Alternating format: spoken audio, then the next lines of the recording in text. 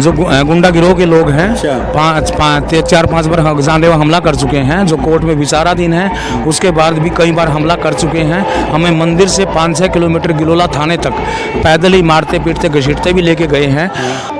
नमस्कार साथियों, आप देख रहे हैं आशीष संदेश न्यूज़ और मैं आशीष तिवारी आपका लखनऊ की राजधानी इको गार्डन में स्वागत करता हूं। यहां पे श्रावस्ती जिले का मामला है, जहां पे देख सकते हैं बाबा हमारे सामने ये बैठे हुए हैं। बाबा जी का हमारा श्रावस्ती जिले में एक छोटा सा मंदिर है। मंदिर पे जहां पे कुछ गांव के दबंग आदमियों ने यहां पर कब्जा कर रखा है, तो इसी सिलसिले में हम बाबा से कुछ जानना चाहते हैं। बाबा जी, आपका हमारे चैनल में बहुत बहुत स्वागत है। बताएं आपकी क्या समस्या है, क्या मुद्दा रखना चाहते हैं? सबसे पहले तो हम आपका सभी मीडिया कर्मियों का दिल से धन्यवाद करते हैं। जो राम मंदिर वाली बात आपने कही, हमने 17 जनवरी से 22 जनवरी तक भूखा रहकर खड़ी तपस्या उस खुशी में हमने की थी, प्राण प्रतिष्ठा की खुशी में। हम श्रावस्ती से हैं, सिद्धपीठ मुड़िया बाबा कुटी जो रजिस्टर्ड संस्था है, उसके हम संस्थापक अध्यक्ष और महंत हैं। ये एक मंदिर नहीं बल्कि एक सिद्ध संत सिद्ध पुरुष की एक समाधि है, जो 300-400 साल पुरानी है। वो हमारे पुरखा हैं और हमारी अपनी ज़मीन 18.5-20 बीघा ज़मीन के अंदर ही बने हुए हैं। 300 साल पुराने उसमें वृक्ष आज भी गवाह हैं, चारों तरफ बाउंड्री के रूप में खड़े हैं, जो एक जंगल के रूप में हैं। तो कुछ 8-10 आदमियों ने, गांव वाले और 8-10 आदमी अदर गांव के इकट्ठे होके एक गुंडा गिरोह बनाया हुआ है। गुंडा गिरोह हम इसलिए बोलते हैं क्योंकि उन्होंने पहले भी एक मंदिर कुई पे कब्जा कर रखा है, समाज ग्राम पे कब्जा कर रखा है और भी कई जगह कब्जे करवा रखे हैं। और 1.5 साल से, बल्कि 20-25 साल से ही कई ये सरकसी चल रही है और 1.5 साल से परमानेंट उन्होंने कब्जा कर रखा है। हमें वहाँ से भगा रखा है, ना वहाँ जाने दिया जा रहा है, ना पूजा पाठ करने दिया जा रहा है।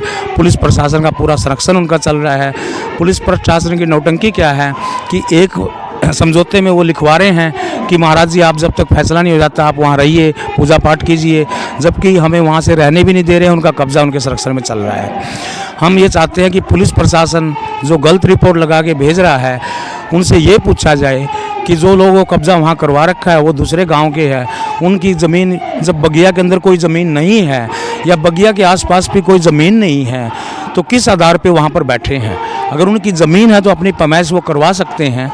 उनके कागज़ क्यों नहीं लिए जा रहे, तो उनसे क्यों नहीं पूछा जा रहा? ये जिला मुख्यालय से आपका मंदिर कितना दूर पड़ता है? जिला मुख्यालय से हमारा मंदिर 15-16 किलोमीटर दूर पड़ता है। कप्तान साहब से आपने कुछ शिकायत की? वो हमारे साथ कई बार जानलेवा हमले कर चुके हैं, जो कोर्ट में विचाराधीन है। कौन कप्तान साहब हम लगी हैं? जो गुंडा गिरोह के लोग हैं, 4-5 बार जानलेवा हमला कर चुके हैं, जो कोर्ट में विचाराधीन है। उसके बाद भी कई बार हमला कर चुके हैं। हमें मंदिर से 5-6 किलोमीटर गिलोला थाने तक पैदल ही मारते पीटते घसीटते भी लेके गए हैं।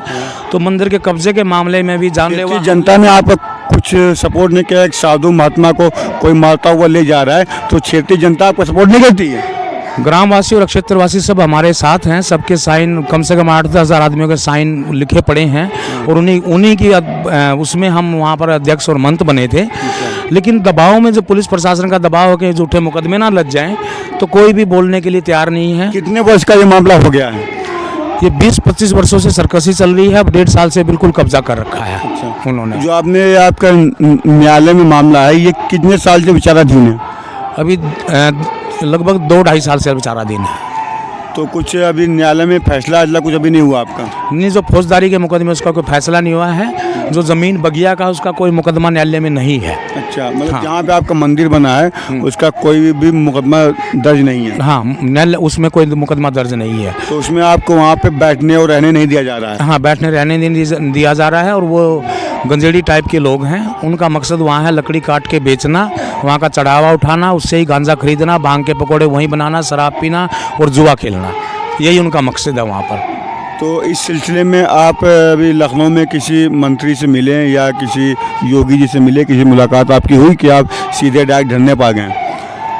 जब मारपीट हुई हम तब भी वहाँ जिलाधिकारी, SDM, कप्तान महोदय सबसे हम मिले थे। आप तो वहाँ की बात कर, श्रावस्ती की बात कर रहे हैं ना, आप इधर लखनऊ में आए हैं, ये आज यहाँ धरने बैठे, आप कितने दिन से बैठे हैं? धरने पे कल से हम धरने पे बैठे हैं। जो आमरण अनशन धरना है हमारा, छोड़ के हैं। इससे पहले हम 2 बार आमरण अनशन वहाँ कर चुके हैं अपने मंदिर पे। लेकिन वहाँ प्रशासन ने झूठे वादे करके प्रॉमिस करके अनशन तड़वा के लेकिन कोई वादा नहीं निभाया। हम कई बार जनता दर्शन में भी मुख्यमंत्री महोदय जी से मिल चुके हैं। हाँ, तो मुख्यमंत्री जी ने कुछ आपको आश्वासन दिया नहीं दिया? हाँ, मुख्यमंत्री महोदय जी ने आश्वासन दिया, अच्छा रिस्पांस भी दिया।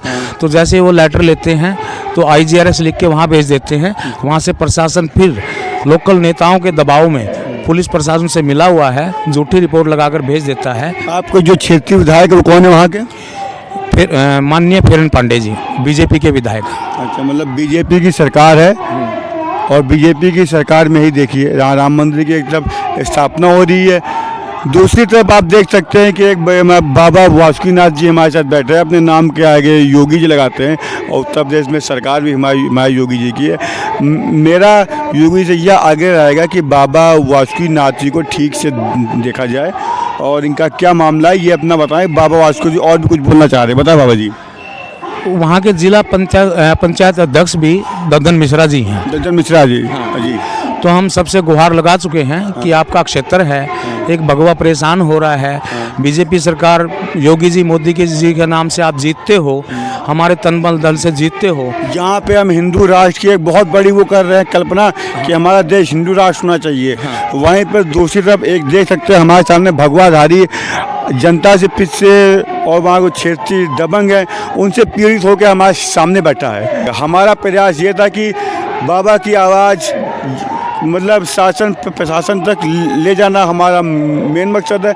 मैं अपनी तरफ से यही चाहूँगा कि बाबा को इस सरकार से न्याय मिले और बाबा को हमारी तरफ से जहाँ तक हो सकेगा पूरा से पूरा सहयोग मिले। हम आपका इस मामले में सहयोग के लिए बहुत बहुत धन्यवाद करते हैं, दिल से धन्यवाद करते हैं, आपका आशीर्वाद भी देते हैं और हम चाहते हैं कि आपका चैनल चंद दिनों में बहुत ऊंचाइयों पर आपका पहुँचे और जितने भी लोग होंगे उसमें ज़्यादा लाइक कमेंट करेंगे, हमारे जितने भी आदमी हैं वो भी शेयर करेंगे, कमेंट करेंगे और लाइक करेंगे। धन्यवाद।